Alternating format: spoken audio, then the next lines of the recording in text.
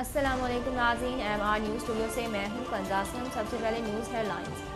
रावलपिंडी के थाना पीरवधाई की हदूद में CDA चौक पर फायरिंग का वाक़या पेश आया। रिपोर्ट्स के मुताबिक फायरिंग के नतीजे में एक पुलिस एहलकार जाँ बहक जबकि 2 जख्मी हो गए।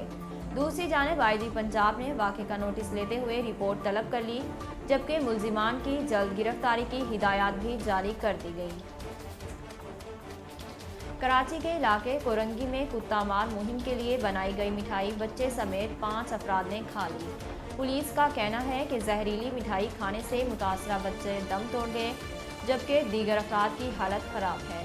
पुलिस के मुताबिक मुतासरा अफराद का ताल्लुक एक ही खानदान से है। Army chief general Qamar Javed Bajwa ने कोर हेडक्वार्टर्स कराची का दौरा किया। Inter services public relations ISPR के मुताबिक army chief general Qamar Javed Bajwa ने कोर हेडक्वार्टर्स कराची का दौरा किया, जिसमें आर्मी चीफ को सूबे बिलखसूस कराची में सिक्योरिटी सूरत हाल और कराची ट्रांसफॉर्मेशन प्लान पर अमल में इंतजामिया की मुआवनत से मुतल्लिक ब्रीफिंग दी गई। ISPR के मुताबिक आर्मी चीफ को कराची में अर्बन फ्लडिंग से तहफ़्फ़ुज़ की काविशों और शहरी सहूलतों के मौजूदा इंफ्रास्ट्रक्चर पर बेहतरी की कोशिशों से भी आगाह किया गया। ISPR का कहना है कि आर्मी चीफ ने कोर की ऑपरेशनल तैयारियों और दाखिली सलामती यकीनी बनाने के इक़दामात पर इत्मीनान का इजहार किया।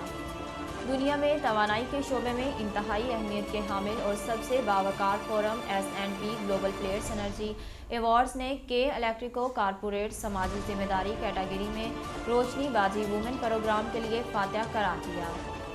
इस एवार्ड को तवानाई के शोबे में आस्कर की हैसियत हासिल है, जिसकी 23वीं सालाना अवार्ड की तकरीब मैनहट्टन अमेरिका में मुनक्किद हुई। अवार्ड के लिए 29 ममालिक की 190 से ज़ायद कंपनियों को फाइनलिस्ट के तौर पर मुंतखब किया गया था, जिनमें 11 ममालिक से 20 कंपनियों को मुख्तलिफ कैटेगरीज में अवार्ड्स दिए गए।